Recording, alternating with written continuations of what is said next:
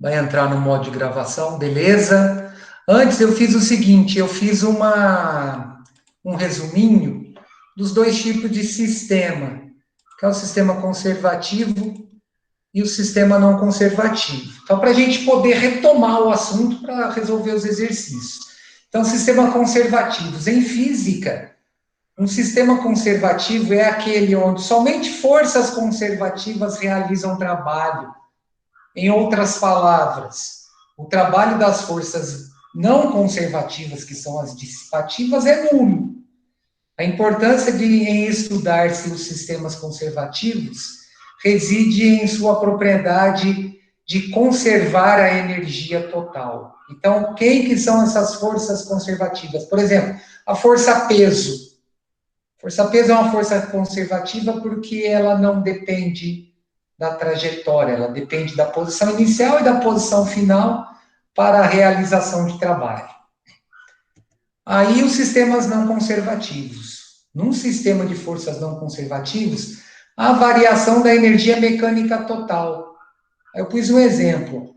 Quando um sistema apresenta forças dissipativas, como a força de resistência do ar, a força de atrito, a força viscosa de líquidos, ocorre a diminuição da energia mecânica com a transformação principalmente em energia térmica. Mas aí vale naquela condição da lei da conservação de energia, né? Essa transformação em energia térmica, ela está dissipando para o meio, mas no somatório final eu tenho que ter a conta fechando, beleza? De repente, essa energia dissipada eu não aproveito para a realização de trabalho, certo? Mas na soma total, as energias se conservam. Bom, então com isso, gente, dá para a gente resolver as atividades de sistemas não conservativos, que ficou faltando aí da aula da semana passada. São os exercícios nas páginas 40 e 41, o volume 3, capítulo 6. Bem tranquilo, bem fácil de resolver, dá para a gente ir com bastante calma. Responda as questões a seguir. É possível existir um sistema dissipativo, hein, que eu tenho energia transformada em calor, em que só atuem forças conservativas? Justifique sua resposta. Não tem como. Por quê? Pois forças conservativas, elas são incapazes de realizar trabalho na forma de variar a energia mecânica no sistema. Então, forças conservativas, elas não dissipam energia. As forças conservativas, elas mantêm constante a energia mecânica inicial e a energia mecânica final. Então, eu vou ter forças dissipativas quando eu tenho...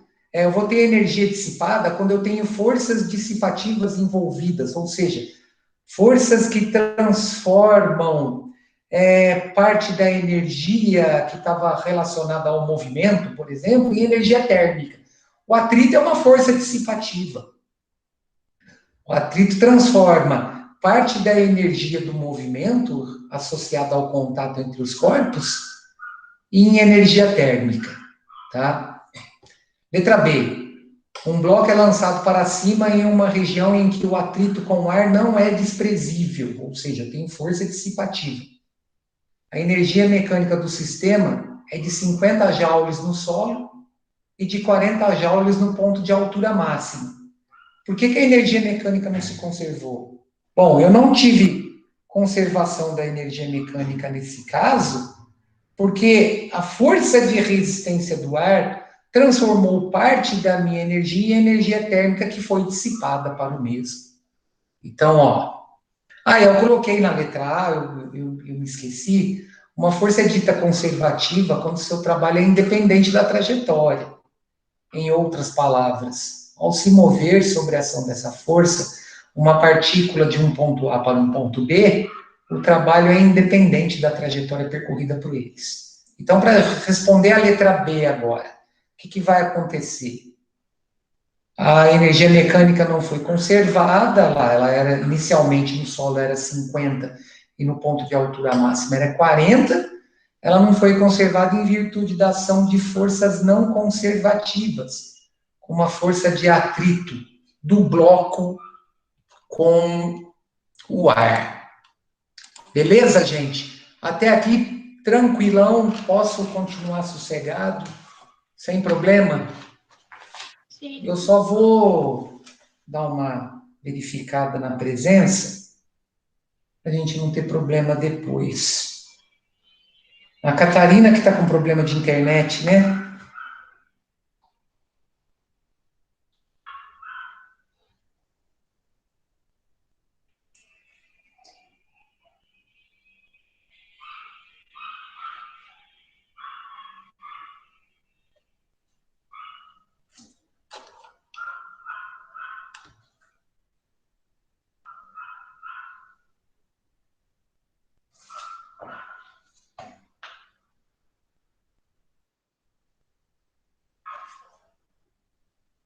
Beleza, então.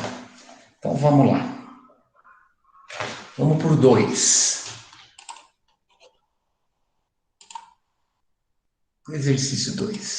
Deixa eu abrir aqui, peraí, só um minuto.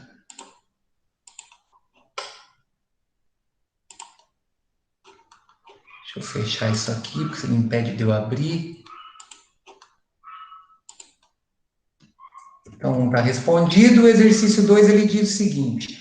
Um bloco de massa igual a 10 quilogramas desce a partir do repouso uma rampa de 15 metros de altura. Ao passar pela base da rampa, a velocidade do bloco é de 12 metros por segundo. Com base nessas informações, responda as questões propostas. Essa situação representa um sistema conservativo ou dissipativo? Bom, o que eu tenho que entender, pessoal? Para eu poder afirmar que esse sistema é conservativo ou dissipativo, eu tenho que calcular a energia mecânica inicial e a energia mecânica final, depois comparar essas duas energias mecânicas. Se o valor da energia mecânica inicial for igual ao valor da energia mecânica final, o sistema é conservativo. Caso contrário, se a energia mecânica final for menor que a inicial, o sistema é um sistema não conservativo ou dissipativo. Então, observe. Para determinar se um sistema é conservativo ou dissipativo, é necessário analisar a energia mecânica inicial e final do sistema. O que nós temos no início? Um corpo de 10 quilogramas que desce a partir do repouso uma rampa de 15 metros de altura, ou seja, a energia mecânica inicial dele é a potencial gravitacional. Então, é mgh, é a massa 10, vezes a aceleração da gravidade, que é 10, vezes a altura, que é 15. Então, eu tenho 1.500 joules de energia mecânica inicial nesse corpo. No final da rampa, na base dela, que a gente considera a base no nível de referência, a altura é 0, porém ele chega com uma velocidade de 12 metros por segundo. Então, a energia mecânica final desse corpo, nessa rampa, é a energia cinética, que é mv quadrado dividido por 2. O m é a massa dele, que é 10, vezes 12 ao quadrado, dividido por 2. Ou seja, eu tenho 720 joules de energia mecânica final.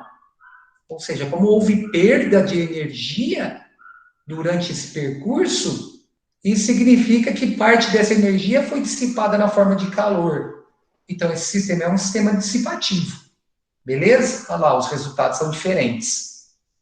Aí na letra B, caso o sistema seja dissipativo, qual o trabalho dessas forças dissipativas? O trabalho da força dissipativa é igual ao oposto da variação da energia mecânica do sistema. Por que o oposto? Porque ele está perdendo. Correto? Esse oposto aí vai relacionar a energia cinética final, a energia cinética final do corpo, que é a mecânica final dele, subtraída da energia potencial gravitacional inicial. Então, tem que dar um trabalho negativo. Por que tem que dar um trabalho negativo? Porque ele perdeu energia no decorrer da trajetória. Então, é só fazer a cinética final dele, que é 720, menos a potencial gravitacional inicial, que é 1.500.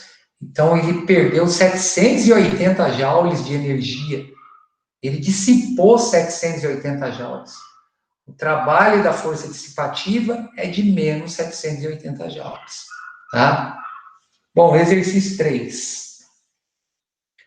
Um bloco de massa igual a 6 kg é solto a partir do repouso a uma altura de 2 metros. É essa a representação aqui na etapa 1. Ele colide com uma mola de constante elástica igual a 40.000 newton por metro e causa uma deformação de 5 centímetros. É a etapa 2. A mola impulsiona o bloco novamente para o ar e ele atinge uma altura de 30 centímetros, que é a etapa 3. Considerando G igual a 10 metros por segundo ao quadrado, determine o trabalho da força dissipativa da etapa 1 para a etapa 2. Pessoal, quem tem que entender aqui é a condição inicial e a condição final. Tá? Não importa o que aconteceu no caminho. O que a gente pode ver com certeza nessa imagem é que teve uma significativa energia dissipada no processo de 1 até 3. Por quê? Porque no 1 a altura dele era 2 metros. Na etapa 3 o corpo chega só a 30 centímetros. Então ele não conservou energia para atingir esses 2 metros novamente. Tá?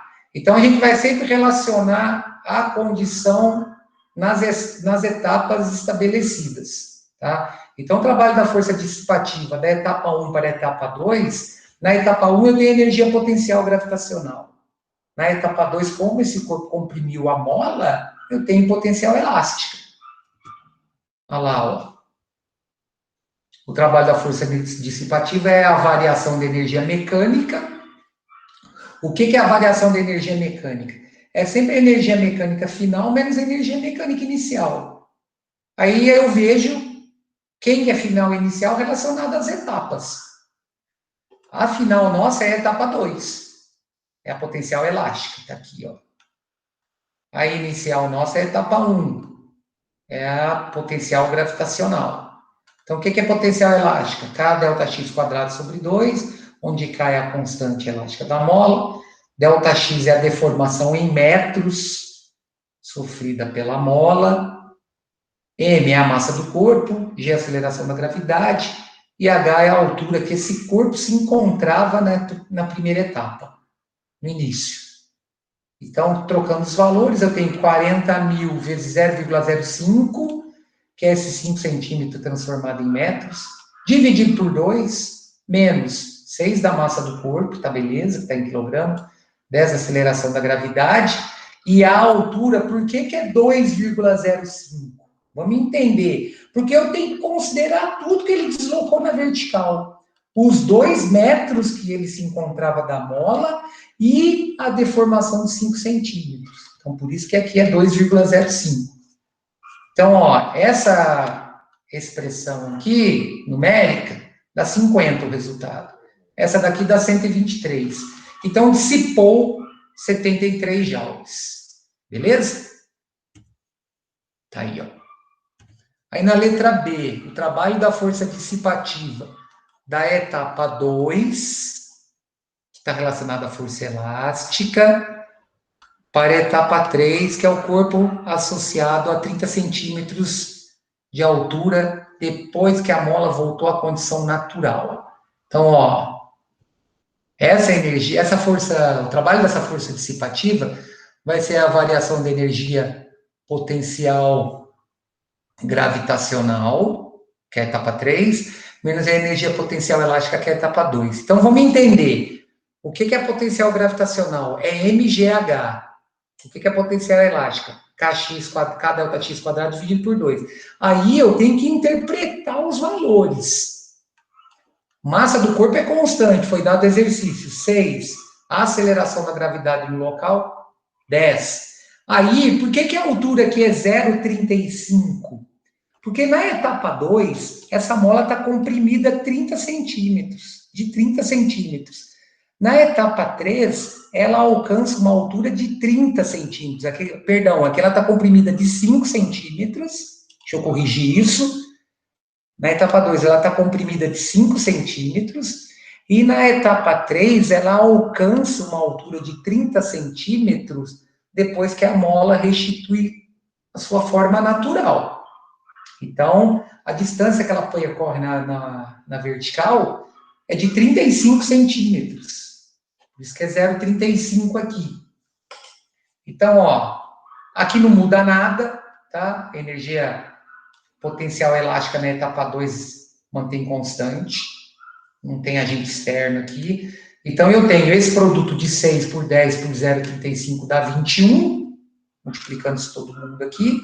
E aqui eu continuo com 50. Então, o trabalho da força dissipativa é de 29 joules. Dissipou 29, tá? Beleza? O dissipou aí já indica esse sinal negativo. Aí na letra C, o trabalho da força dissipativa da etapa 1 direto para a etapa 3. Etapa 1 é essa potencial gravitacional que eu tenho. Na etapa 3, é também potencial gravitacional relacionado a essa altura de 30 centímetros, tá? Então, observem. O trabalho da força dissipativa é a variação da energia mecânica, que é a energia potencial gravitacional em 3, que é a final, menos a potencial gravitacional em 1, que é a inicial. Aí é mgh3, certo? É o 21 aqui, ó. Por quê? Porque isso encontra 30 centímetros de altura desse plano de referência. Nós já calculamos na letra B. E a letra D é o mgh1 relacionado a essa altura de 2 metros aqui, 2 metros com uma deformação de 0,5, né? Então, o que vai acontecer? Aqui na etapa 1 é 2 metros com a deformação de 0,5, e aqui é 30 centímetros com a restituição de 0,5, por isso que é o 21 aqui, desse produto, e o 123 do produto da etapa 1, porque as energias se conservam, beleza? Então, eu tenho uma força, o trabalho da força dissipativa de menos 102 joules, ou seja, ela dissipa 102 joules. Aí, o que acontece? Vou voltar aqui só um minutinho. A letra A, nossa, deu menos 73 joules, correto? A letra B, nossa, deu 29 joules. A letra C deu 102 joules de energia dissipada. Aí, se eu somar os 73 da letra A com os 29 da letra B, eu tenho um trabalho de uma força dissipativa igual o resultado da letra C. Então, olha lá, o que é possível concluir ao comparar a soma dos trabalhos dissipativos encontrados na letra A e B e o trabalho da força dissipativa no item C? Os resultados são iguais. Eu posso fazer o processo direto daqui para a etapa 3, pulando a etapa 2. Ou eu posso pegar os processos 2 a 2. O resultado vai dar o mesmo. Beleza? Bom, exercício 4. Ao passar pelo ponto A a uma altura de 3,5 metros do nível de referência B, B é a altura relacionada a zero, uma esfera de massa 2 kg que havia sido abandonada de um ponto mais alto que A, possui velocidade de 2 metros por segundo. A esfera passa por B e em C, a 3 metros do mesmo nível de referência, sua velocidade torna-se zero. A parcela da energia dissipada por ações resistentes sobre a esfera é em joule de quanto? Então, vamos entender o que está acontecendo. Eu tenho uma situação onde essa esfera passa por A, que se encontra a 3,5 metros do nível de referência B, com uma velocidade de 2 metros por segundo. Então, no ponto A, que é a energia mecânica inicial desse sistema, essa esfera tem energia cinética devido a essa velocidade de 2 metros por segundo e energia potencial gravitacional devido a essa altura de 3,5 metros do Sol, que é o nível de referência em B. Aí o que vai acontecer? Ela vai descer essa rampa, certo? Passa por B, aí na hora que ela chega em C, ela para. Então, quer dizer, se o sistema fosse conservativo, pessoal, ela ia passar por A, passar em B e passar por C. Ela ia continuar na trajetória parabólica. Mas ela parou. Ela parou porque existe força dissipativa no caminho. Exemplo, resistência devido ao atrito da bolinha com a rampa. Resistência do ar. Então, na hora que ela chega em C, que ela para, a energia mecânica dela é totalmente convertida em potencial gravitacional a 3 metros do nível de referência em B. Então, o que nós temos? O trabalho da força dissipativa, ele vai ser a variação da energia mecânica, que neste caso é a energia potencial gravitacional em C, só gravitacional em C, que é a energia mecânica final dela, e subtraído da energia mecânica em A. Quem que é a energia mecânica em A?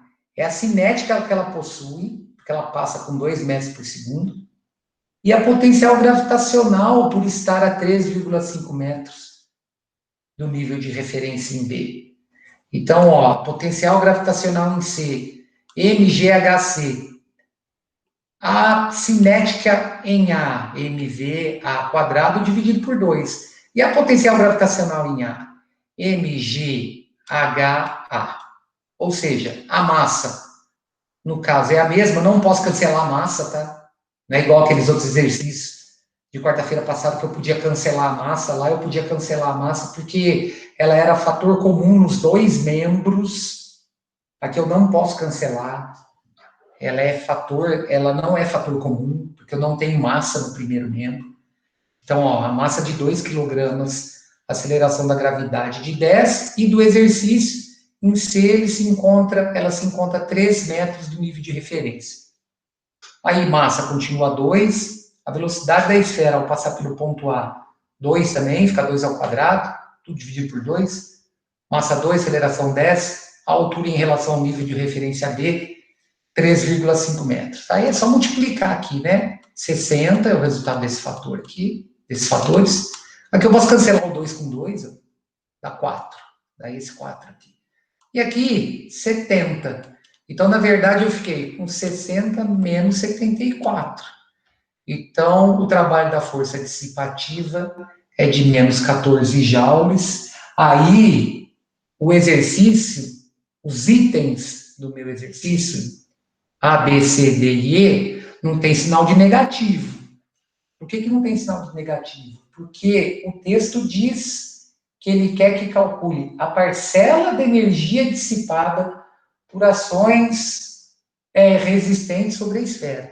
Então, essa parcela de energia dissipada, esse dissipada já indica esse sinal de menos aqui, tá? Então, a resposta é a letra C. Beleza? Bom, exercício 5. Em algumas regiões costeiras, é comum a formação de dunas que terminam na água. Tendo uma prancha de madeira, é possível deslizar do topo das dunas até a água.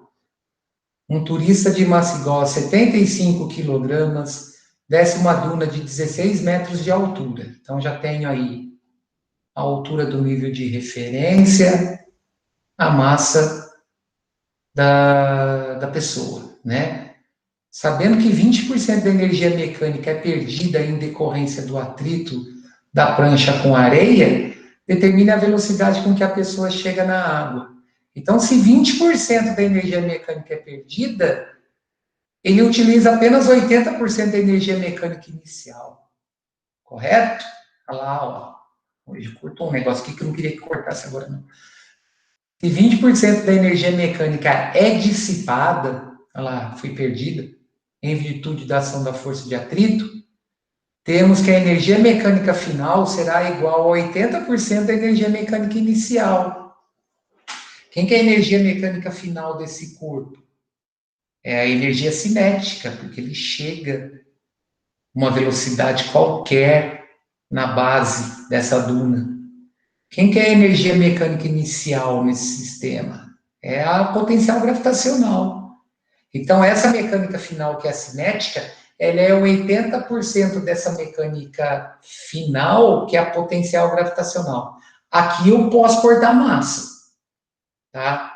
Ó, observe a diferença dessa resolução do exercício 4 com a resolução do exercício 5. Eu posso cortar a massa por quê? Porque ela é fator comum nos dois membros.